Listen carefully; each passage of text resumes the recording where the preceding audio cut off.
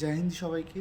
আজকে আবার আরেকটা ভিডিও নিয়ে আসছি এবং এই ভিডিওটার টপিক হচ্ছে আমি কি করে এই 4 মাসের মধ্যে পুরো জিকেটাকে কভার করব এবং টপিক বাই টপিক ওয়াইজ কি করে পুরো এই যে হিউজ সিলেবাসটা এটা আমি আস্তে আস্তে আস্তে আস্তে কমপ্লিট করব। তো প্রথমেই বলি, তোমরা যারা ভিডিওটা দেখছো হাতের কাছে একটা খাতা এবং আর একটা পেন নিয়ে বসো। তো দেখো, আমাদের প্ল্যানটা কী হবে? আমাদের প্ল্যানটা হবে যে আগামী 4 মাসে আমি জিকের কোন কোন টপিকগুলো বা কোন কোন সাবজেক্টগুলো পড়ব। ক্লিয়ার?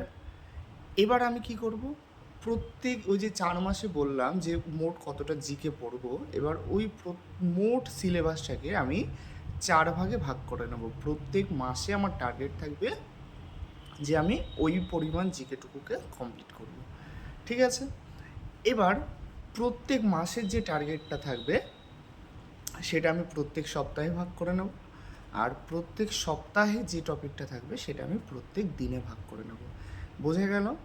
তাহলে 4 মাসের মধ্যে আমি মোট এই পরিমাণ সিলেবাসটাকে কমপ্লিট করব এবং ওই 4 মাসে ওই সিলেবাসটা কমপ্লিট করতে গেলে আমার প্রত্যেক মাসে কত করে সিলেবাসটা কমপ্লিট করতে হবে, প্রত্যেক মাসে কত করে সিলেবাসটা কমপ্লিট করতে হবে, তাহলে আমাকে প্রত্যেক সপ্তাহে কতটা করতে হবে, আর প্রত্যেক সপ্তাহে যদি ওই সিলেবাসটাই কমপ্লিট করতে হয় তাহলে প্রত্যেক দিন আমাকে কতটা করে পড়তে হবে। এর ফলে কি হবে? এর ফলে তোমাদের মাথায় যে এত হিউজ পরিমাণ যে চাপটা জিকের সেটা কমে যাবে। তোমরা এক টার্গেট ওয়াইজ প্রিপারেশান করতে পারবে। অনেকে দেখবে যে বাড়িতে পড়ার সময় ডিমোটিভেট হয়ে যাও যে এই এত জিকে আমি কি করে কমপ্লিট করব, সেই জিনিসটা কাজ করবে না। তাহলে প্রথমেই আসি যে আমাদের জিকে পড়তে হবে কি এই 4 মাসের মধ্যে। দেখো, যদি তুমি সিলেবাসটাকে ভালো করে দেখো বা বিগত বছরের কোশ্চেনগুলো যদি ভালো করে অ্যানালাইসিস করো, তাহলে দেখতে পাবে যে জিকের মধ্যে থেকে ইতিহাসের টপিকটা বেশি থেকে আসে, ইতিহাসের টপিক থেকে 2 নাম্বার ভূগোল, 3-এ আমি যদি রাখি পলিটি, 4-এ ইকোনমিক্স, 5-এ সায়েন্স।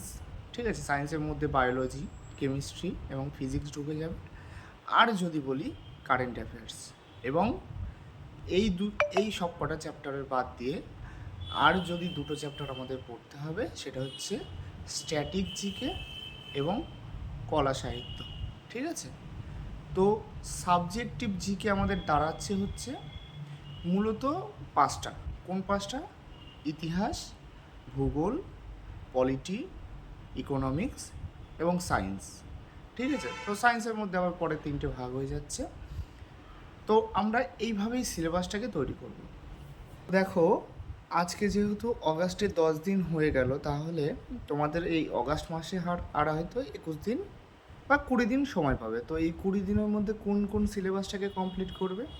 এই 20 দিনের মধ্যে তোমরা পলিটি এবং বায়োলজি দুটোই একদম ছোটো চ্যাপ্টার, এই দুটোকে কমপ্লিট করবে। দেখো, আমি পুরো নোটস করে নিয়ে এসেছি। পলিটি এবং বায়োলজিকে কমপ্লিট করবে এবং এর পাশে জানুয়ারি এবং ফেব্রুয়ারি মাসের পুরো যে কারেন্ট অ্যাফেয়ার্সটা সেটাকে কমপ্লিট করবে। ঠিক আছে? তাহলে অগাস্ট মাসের মধ্যে আমার টার্গেট থাকবে পলিটি এবং বায়োলজির পুরো সিলেবাসটাকে কমপ্লিট করব এবং এর সঙ্গে জানুয়ারি এবং ফেব্রুয়ারি মাসের যত কারেন্ট অ্যাফেয়ার্স আছে সেগুলোকে কমপ্লিট করব। ঠিক আছে? আরেকটা কথা, এই যে জিকেগুলো যখন পড়বে বা সাবজেক্ট ওয়াইজ যখন জিকেগুলো তুমি ভালো করে নোটস করে পড়ছো বা তুমি যেখান থেকেই পড়ো না কেন, তুমি যখন একটা টপিক শেষ করলে সেই টপিকের একটা মাইন্ড ম্যাপ তৈরি করবে। ঠিক আছে? সাপোজ তুমি আজকে ভারতে মডার্ন হিস্ট্রি পড়ছো এবং ভারতে ইউরোপীয়দের আগমন পড়ছো। এবার ইউরোপীয়দের আগমনের মধ্যে তোমাকে পড়তে হবে পর্তুগিজরা কবে আসলো, ডাচ বা ওলন্দাজরা কবে আসলো, ফরাসিরা কবে আসলো, ইংল্যান্ডরা বা ব্রিটিশরা কবে আসলো, এবং এরা কিভাবে ভারতে এসে নিজেদের ব্যবসা শুরু করলো, এবং এর মাঝখান দিয়ে ইংল্যান্ড বা ব্রিটিশরা কীভাবে নিজেদের সাম্রাজ্যটাকে এক্সপ্যান্ড করলো। এই যে ধরো এই টপিকটা পড়ছো, ভারতে ইউরোপীয়র আগমন, এবার তুমি পুরো বিষয়টাকে পড়ে খাতাতে একটা ছোট্ট করে একটা চিরকুট বানাবে। এই চিরকুটে তোমার এভরিথিং নোটস করা থাকবে। ঠিক আছে? সব তো নোট করা সম্ভব না, কি নোট যেগুলোকে বলে, কি নোটটাকে করে রাখলে। ঠিক আছে? যেমন সাপোজ ইংল্যান্ড বা ব্রিটিশ লিখলে ব্রিটিশ ইস্ট ইন্ডিয়া কোম্পানি 1600 সালে ভারতে আসে। তারপরে ভারতে এসে কোন কোন যুদ্ধ করেছিল, ইঙ্গ মহীশূর যুদ্ধ, ইঙ্গ মারাঠা যুদ্ধ, পলাশির যুদ্ধ, বক্সারের যুদ্ধ, ঠিক আছে। এই যে টপিক মানে ছোট্ট ছোট্ট ছোট্ট ছোট্ট করে লিখে রাখলে, তাহলে এরপরে যখন রিভাইজটা দেবে দেখবে ওই কি নোটসগুলো দেখলেই তোমাদের পুরো 90% সিলেবাস কমপ্লিট হয়ে যাবে, ঠিক আছে। তাহলে প্রথমে আমি জিকের টপিকটাকে ভালো করে পড়ে নেব এবং সেখান থেকে নিজে ছোট্ট করে চিরকুটে তার কি নোটস তৈরি করে নেব। এখন থেকেই সেটা করতে হবে।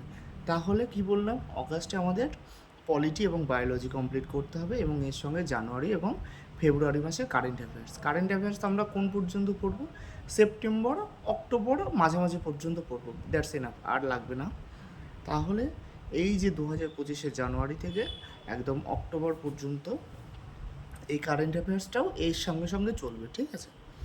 তো সেপ্টেম্বর গেল, অক্টোবরে তো আমাদের হাতে 31 দিন সময় থাকবে, সরি অগাস্ট গেল, সেপ্টেম্বর আসছে, সেপ্টেম্বরে আমাদের হাতে 30 দিন সময় থাকবে। এই 30 দিনের মধ্যে আমরা কী কী কমপ্লিট করব, এই 30 দিনের মধ্যে আমাকে হিস্ট্রি কমপ্লিট করতে হবে, আমাকে ইকোনমিক্স কমপ্লিট করতে হবে, আমাকে ফিজিক্স কমপ্লিট করতে হবে, ঠিক আছে।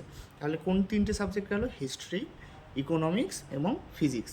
এই 3টে সাবজেক্ট আমাদের কমপ্লিট করতে হবে। কীভাবে কমপ্লিট করব, টপিক পড়ব, কি নোটস তৈরি করব, পুরো রিভাইজ করতে যাতে আমাদের সুবিধা হয়। আর কোন কোন মাসের কারেন্ট অ্যাফেয়ার্স পড়বো, এখানে 3টে মাসের কারেন্ট অ্যাফেয়ার্স পড়বো, মার্চ এপ্রিল মে, ঠিক আছে। এরপরে আসছি অক্টোবরে আমাদের পুজো শেষ হয়ে যাবে, ঠিক আছে। সেপ্টেম্বরের লাস্ট থেকে অক্টোবরের ফার্স্ট পর্যন্ত ওই যে সপ্তাহটা ওটা পুজো, ওটার মধ্যে ওই টাইমটার মধ্যে অত নিজেকে চাপ দেওয়ার কোনো প্রয়োজন নেই। কিন্তু পুজো শেষ হওয়ার পর থেকে আর একটা দিনও ফাঁকি দেওয়া চলবে না। অক্টোবরের এই 31 দিনের মধ্যে আমাদের কমপ্লিট করতে হবে জিওগ্রাফি, কেমিস্ট্রি, এই দুটো সাবজেক্ট, মাত্র দুটো রেখেছি, জিওগ্রাফি এবং কেমিস্ট্রি। এর সঙ্গে 4 মাসের কারেন্ট অ্যাফেয়ার্স কমপ্লিট করতে হবে, জুন জুলাই অগাস্ট সেপ্টেম্বর।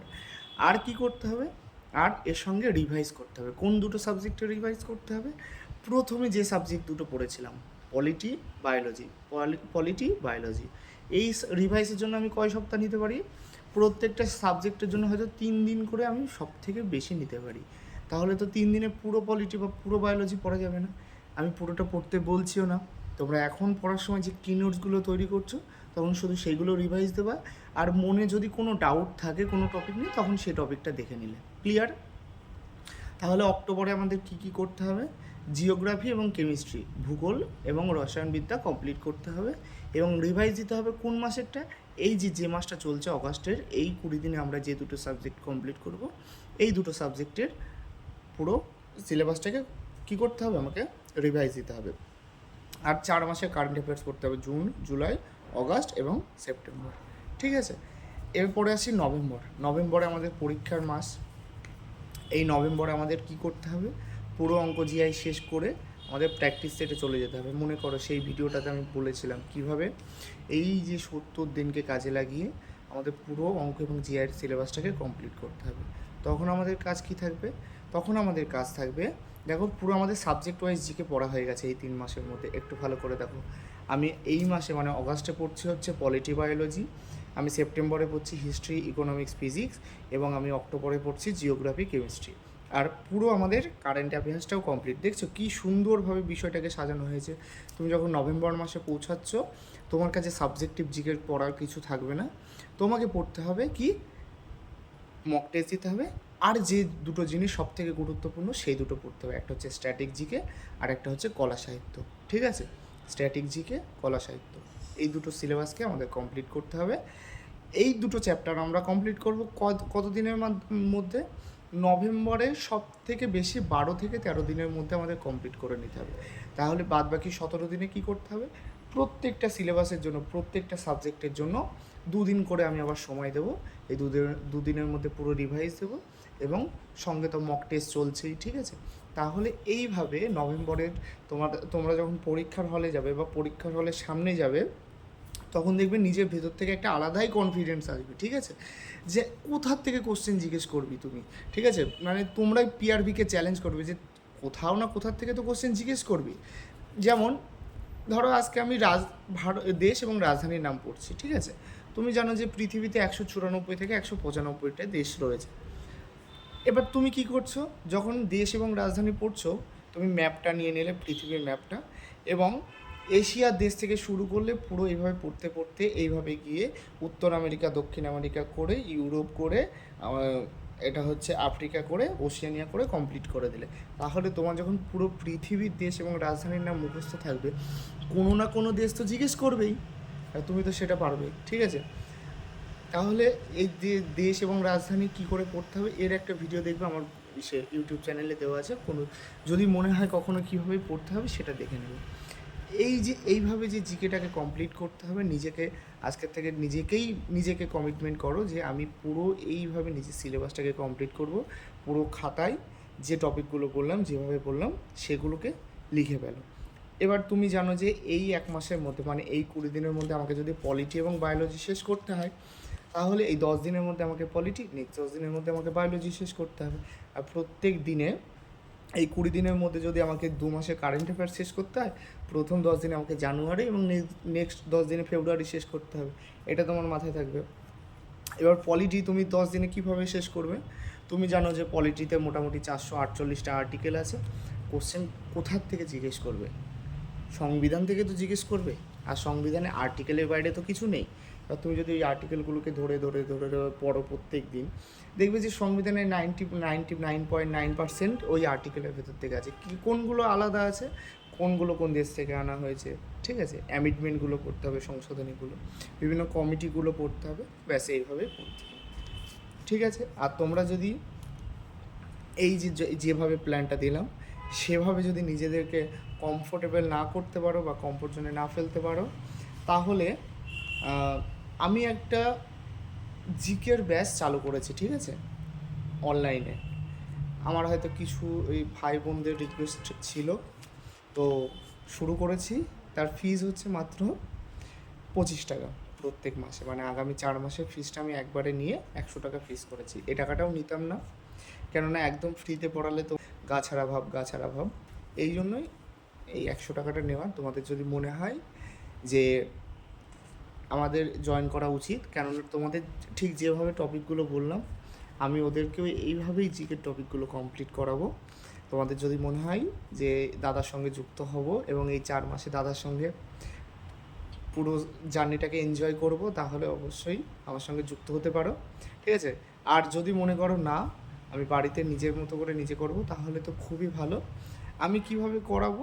ওই বই দেখে, মানে একদম বোরিং জার্নি, ঠিক আছে। এমন নয় যে রাতারাতি সব কিছু শেষ হয়ে যাবে, ঠিক আছে। বোরিং জার্নি, আমি পড়াবো, বইয়ের থেকে পড়া দেবো, এইভাবেই চলবে। তো তোমরা নিজেদের প্রস্তুতিটাকে চালিয়ে যাও। আজকে এই পর্যন্তই। All the best.